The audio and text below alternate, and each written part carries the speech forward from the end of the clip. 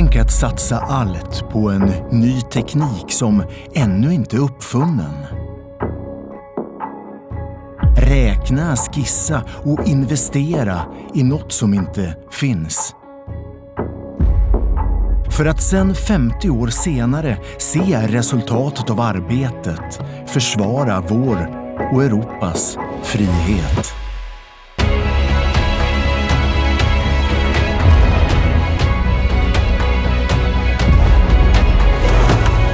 All target air defense missile system. Massive destructive effect on any aerial target. Ability to destroy aerial targets down to ground level.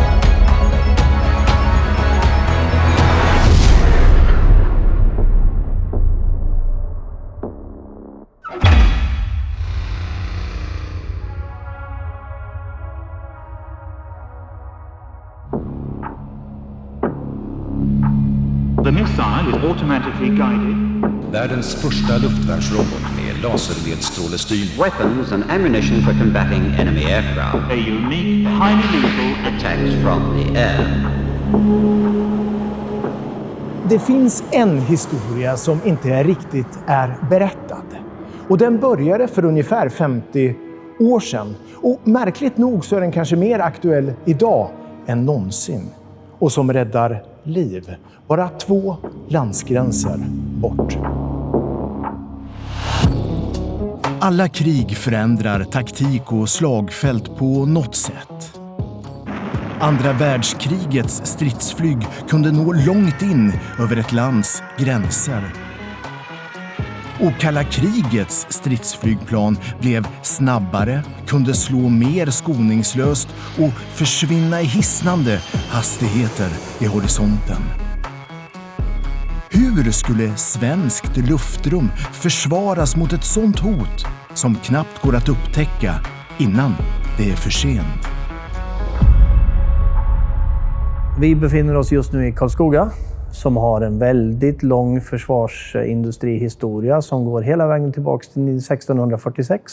Via det som då var Bofors som var väldigt, väldigt stort här i bygden. Och jag som jobbar på Saab är en del av före detta gamla Bofors. Och är det som idag driver den gamla historien framåt med en stark försvarsindustri i Karlskoga.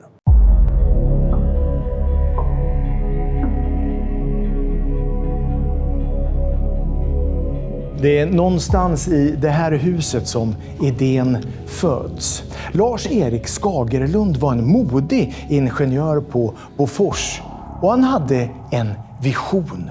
Och han satsade allt på en teknik som inte ens var utvecklad vid tiden. Men som han visste skulle förändra allt. Egentligen så hela vägen från andra världskriget och framåt så hade vikten av ett starkt flygvapen vuxit fram och flygets kraft i kriget var väldigt påtaglig. Därför så var man tvungen att börja göra någonting från marken för att motverka det här. Och det var ju luftvärnet och luftvärnets stora intåg i krigen. Tänk om man skulle kunna bygga ett luftvärn som i princip var ostörbart och som inte reagerade på motmedel. Var det ens möjligt?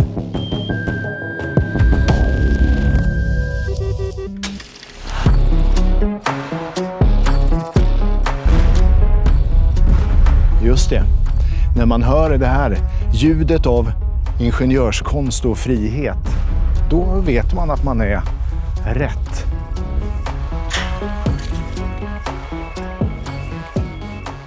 Ja, en stor del av historien utspelas här på skjutfältet i Karlskoga. Och just här vid Beteshult så gör man de första skarpa testerna.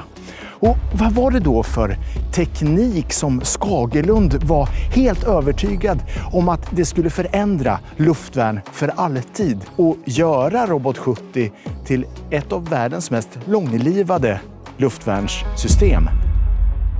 Det var laser.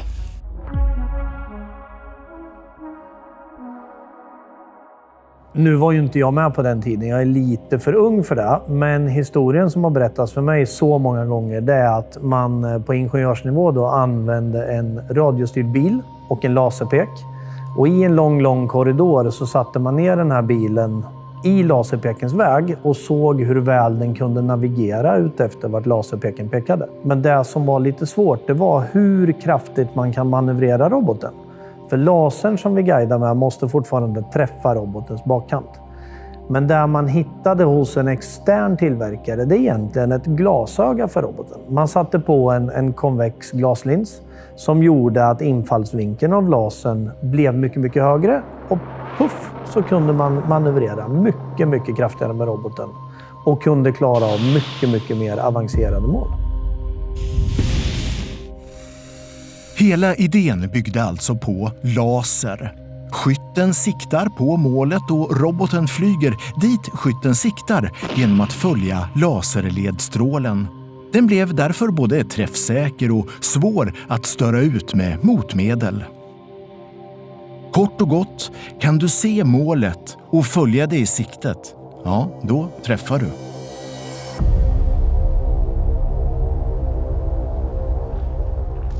Och inte nog med det. Systemet skulle dessutom vara enkelt att lära sig det, att vem som helst kunde sköta det och skjuta med det. För Sveriges försvar vid den här tiden bestod ju till stor del av helt vanliga värnpliktiga.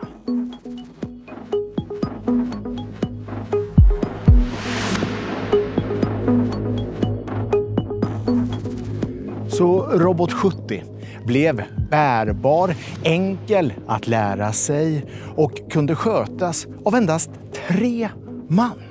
Och omladdning då? Ja, var du ovan och ny, 30 sekunder och rekordet 5 sekunder.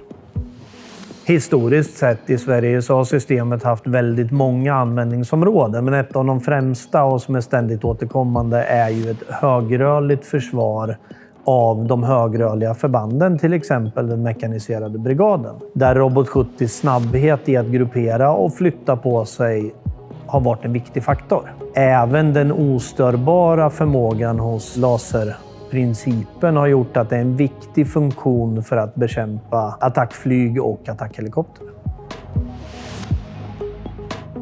1977 lanserades den första generationen som sköt 3000 meter.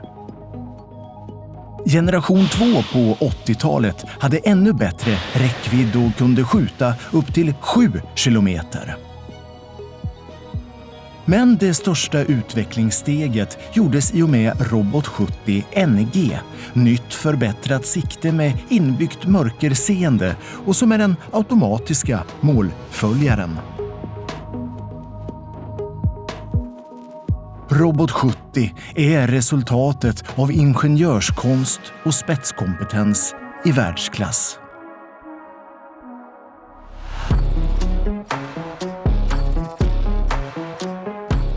Men för att då sammanfatta 50 år av nytänkande, extremt svår att störa ut, mobil, lättladdad, ett litet system som försvarar stora ytor, lättmaskerad, men framförallt lätt att använda.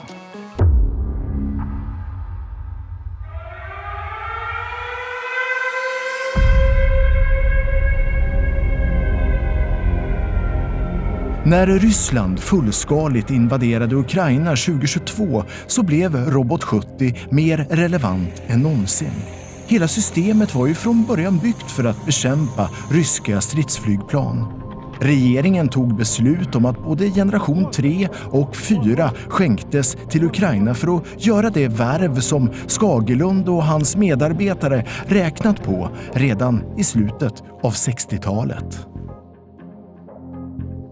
När det stod klart för mig att svenska regeringen hade bestämt sig för att skänka Robot 70 till Ukraina så kände ju jag en väldig stolthet och glädje. Jag vet vad systemet kan prestera. Jag visste och förstod att det skulle bli en väldigt viktig förmågeökning för Ukraina. Jag fick chansen att hjälpa dem på de sätt som de behövde hjälp för att få ut bästa möjliga förmåga. De fick ställa alla frågor de hade och jag svarade efter bästa förmåga, vilket var extremt uppskattat av dem. Och det var även väldigt viktigt för mig, för då förstod jag vad ligger deras kunskapsbas. Vad kan de inte? Varje nedskjutet mål som Robot 70 har bidragit till, det har ju sparat ett annat luftvärnssystem av kanske större storlek, en viktig byggnad, en bunker någonstans, räddat liv. Där vi sköt ner, och nu säger jag vi, för det är så jag känner, där vi har bidragit ihop med Ukraina att skjuta ner, det var ju på väg någonstans.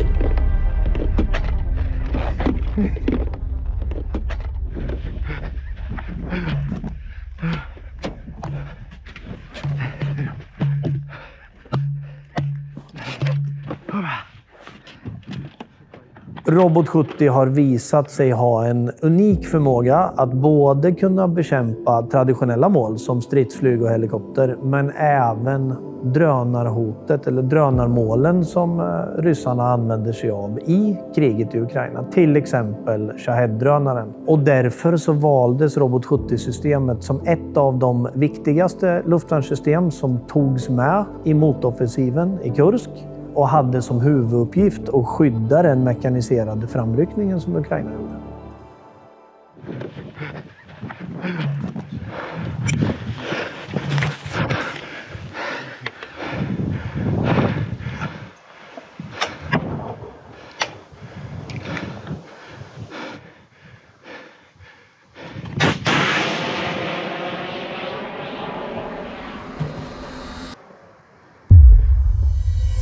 Tittar man på framtiden för Robot 70-systemet så är det inte helt orimligt att anta att drönare kommer bli ett mer och mer viktigt mål för systemet. Försvarsindustrin utvecklas ständigt, liksom de nya hoten, cyber, drönare och snabba precisionsrobotar.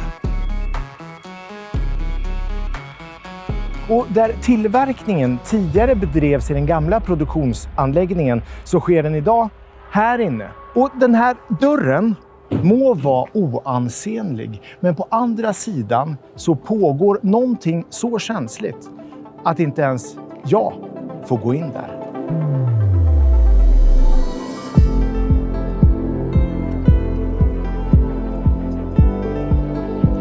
Jag tycker att man ska känna en enorm stolthet. Jag tycker man ska känna respekt för sin egen roll i den här kedjan. Alla i stan har på något sätt haft en anknytning till det. Alla de här ingenjörstimmarna, alla människor som har vikt så mycket av sitt liv för att få till det här och att det då får användas och fylla den funktion det är byggt för. Det kan tyckas vara en väldigt liten roll i det hela, väldigt liten funktion. Men den som satte de här locken för 30 år sedan på robotarna, det jobbet som gjordes då har sett till att Ukraina kan med näbbar och klor slåss för sin säkerhet idag. Så en enorm stolthet och en enorm respekt för det jobb de gör, det är så viktigt.